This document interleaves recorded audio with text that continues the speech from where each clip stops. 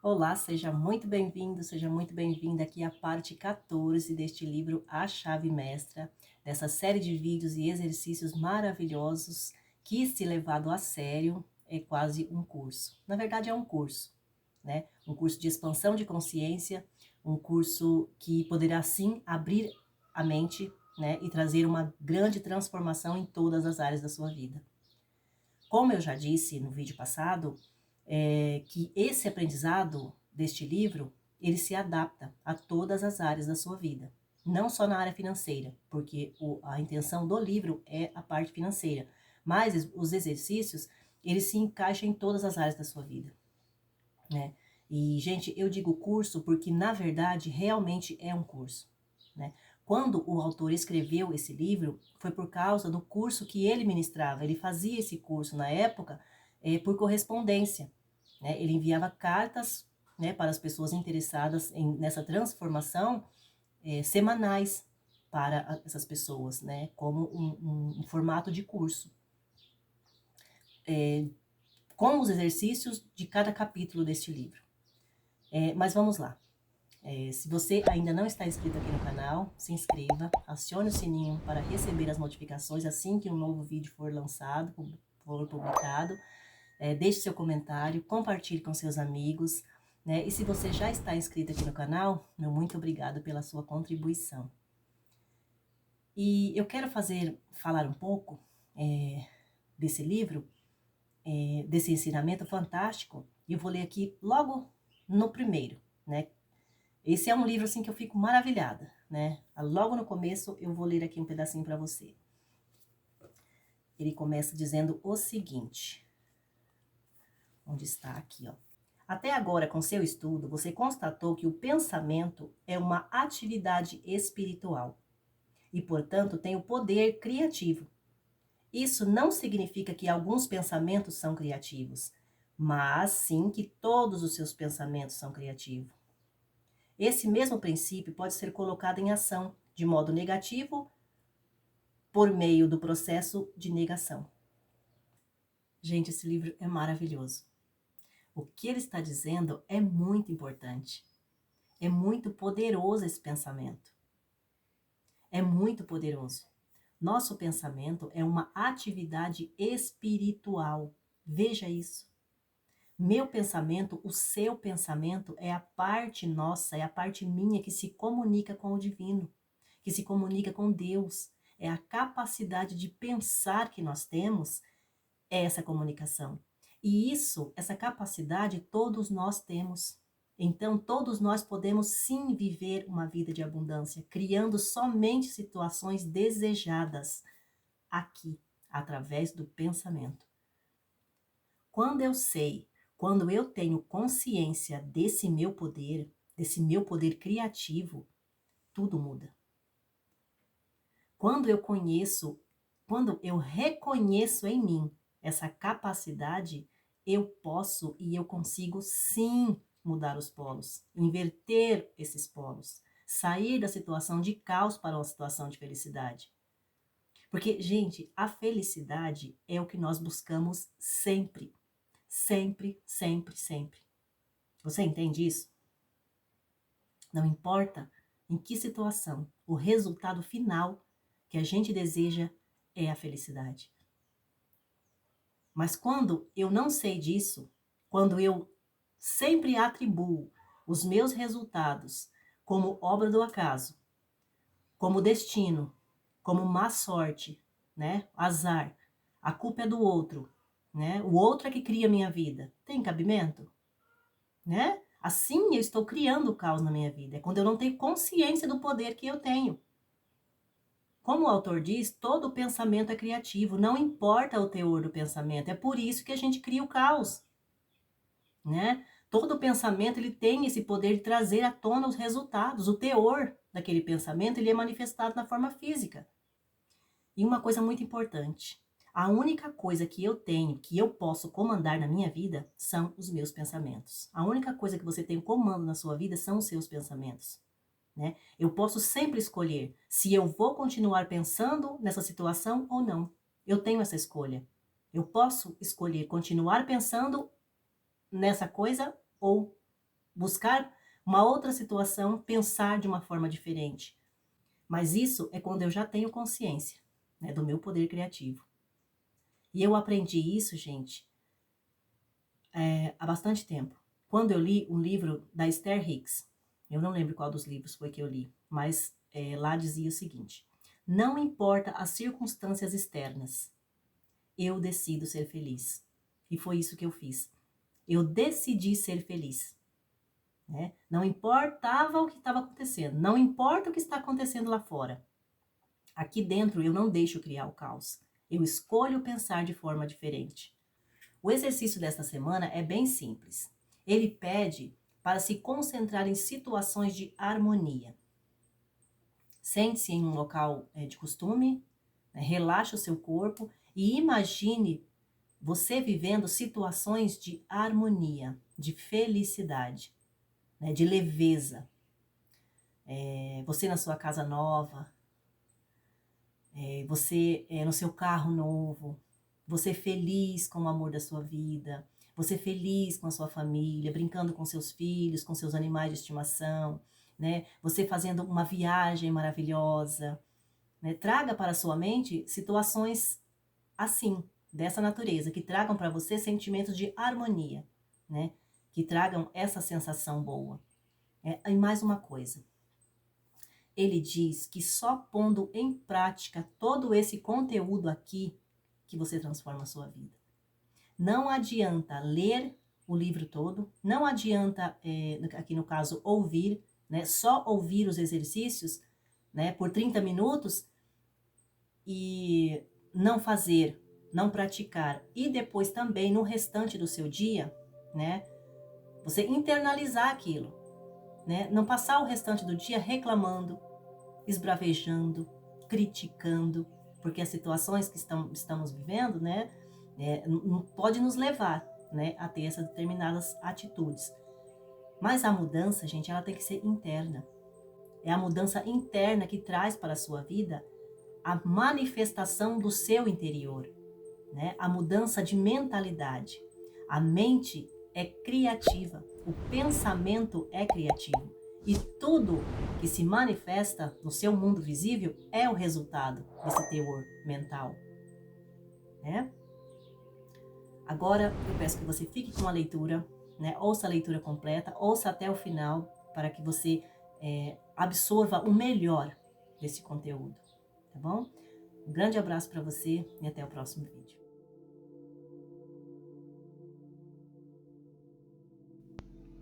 A chave mestra, parte 14. Até agora, com seu estudo, você constatou que o pensamento é uma atividade espiritual e, portanto, tem poder criativo. Isso não significa que alguns pensamentos são criativos, mas que todo pensamento é criativo. Esse mesmo princípio pode ser colocado em ação de modo negativo por meio do processo de negação. O consciente e o subconsciente são duas fases de ação ligadas à mesma mente. A relação entre o subconsciente e o consciente é bem parecida com aquela existente entre um catavento e a atmosfera. Assim como a menor pressão do ar causa uma ação por parte do catavento, o menor pensamento cultivado pela mente consciente produz em sua mente subconsciente uma ação de proporção exatamente igual à profundidade do sentimento que caracteriza o pensamento e a intensidade com que se tem esse pensamento. Daí que, se você rejeitar condições insatisfatórias, estará eliminando o poder criativo do seu pensamento nessas condições. Você estará cortando sua raiz, estará minando sua energia. Lembre-se de que a lei do crescimento necessariamente direcionada qualquer manifestação no objetivo, de modo que uma rejeição de condições insatisfatórias não trará nenhuma mudança imediata. Uma planta continua visível por um tempo depois que suas raízes são cortadas, mas depois começa a murchar gradualmente e acaba por desaparecer. Então, arrancar seu pensamento da contemplação de condições insatisfatórias fará com que essas condições sejam gradual, mas definitivamente eliminadas. Você verá que esse rumo é completamente oposto àquele que tendemos naturalmente a adotar. Portanto, ele terá um efeito totalmente contrário ao geralmente esperado. A maioria das pessoas se concentra intensamente em condições insatisfatórias, dando assim a essa condição a mesma energia e força necessárias para um crescimento vigoroso. A energia universal da qual se origina todo movimento, luz, calor e cor não tem a mesma limitação de muitos efeitos dos quais é a causa. Ela é superior a todos eles.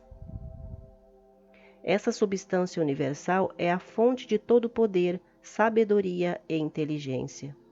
Reconhecer essa inteligência é familiarizar-se com a sábia qualidade da mente e, por meio dela, agir sobre a substância universal e trazê-la para as relações harmoniosas em seus negócios. Isso é uma coisa que o mais experiente professor de ciência física nunca tentou, um campo de descoberta ao qual ele ainda não se lançou. Na verdade, apenas algumas escolas materialistas captam o primeiro raio desta luz. Elas parecem não perceber que a sabedoria está presente em toda parte, da mesma forma que a energia e a substância. Alguns dirão: se esses princípios são verdadeiros, por que não os demonstramos? Como o princípio fundamental é obviamente correto, por que não alcançamos os resultados apropriados? Alcançamos sim. Os resultados que obtemos estão em total conformidade com a nossa compreensão da lei e com a nossa capacidade de aplicá-los devidamente. Não conseguíamos obter nenhum resultado com as leis que regem a eletricidade até alguém formular a lei e nos mostrar como aplicá-la. Isso nos coloca em uma relação totalmente nova com o nosso ambiente, apresentando possibilidades nunca antes imaginadas, e isso ocorre por meio de uma sequência ordenada da lei, que está naturalmente envolvida em nossa nova atitude mental. A mente é criativa, e o princípio em que se baseia essa lei é razoável e legítimo, bem como inerente à natureza das coisas. No entanto, esse poder não tem origem no individual, e sim no universal, que é a fonte e a origem de toda a energia e substância. O individual é apenas o canal de distribuição desta energia. O individual é o meio pela qual o universal gera várias combinações que resultam na criação dos fenômenos. Sabemos que os cientistas decompuseram a matéria em um número imenso de moléculas. Essas moléculas foram decompostas em átomos e os átomos em elétrons.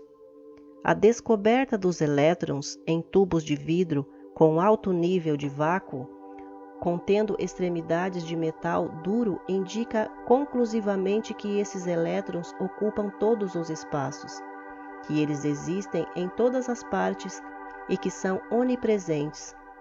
Eles preenchem todos os corpos materiais e ocupam a totalidade do que chamamos de espaço vazio. Portanto, essa é a substância universal da qual todas as coisas são feitas. Os elétrons continuarão sendo elétrons para sempre, a menos que sejam direcionados para formar átomos e moléculas, e quem os direciona é a mente. O número de elétrons que gira ao redor de um centro de energia constitui um átomo. Os átomos se unem em proporções matemáticas absolutamente regulares e formam moléculas. e as moléculas se unem umas às outras para formar inúmeros compostos que se unem para formar o universo. O átomo mais leve conhecido é o hidrogênio, e ele é 1.700 vezes mais pesado que um elétron. Um átomo de mercúrio é 300.000 vezes mais pesado que um elétron. Elétrons são pura eletricidade negativa. E, como tem a mesma velocidade potencial de todas as outras energias cósmicas, tais como calor, luz, eletricidade e pensamento, cerca de 300.000 km por segundo, não requerem a consideração do tempo ou espaço. O modo como a velocidade da luz foi determinada é interessante. A velocidade da luz foi determinada pelo astrônomo dinamarquês Roemer em 1676, ao observar os eclipses das luas de Júpiter.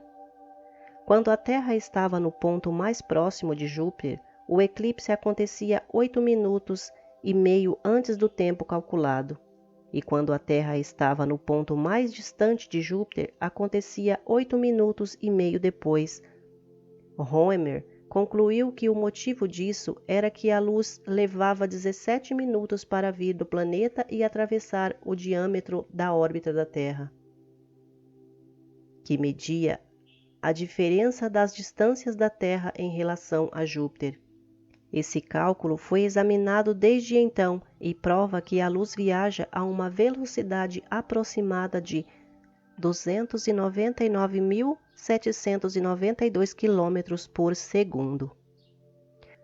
Os elétrons se manifestam no corpo das células e têm mente e inteligência suficientes para realizar suas funções na anatomia física humana. Cada parte do corpo é feita de células, e algumas delas funcionam de forma independente, enquanto outras funcionam em grupos. Algumas constroem tecidos, enquanto outras estão envolvidas na formação das várias secreções necessárias ao corpo. Algumas servem de transportadoras de material, outras são cirurgiãs que trabalham para reparar danos, outras são catadoras e cuidam da eliminação dos resíduos.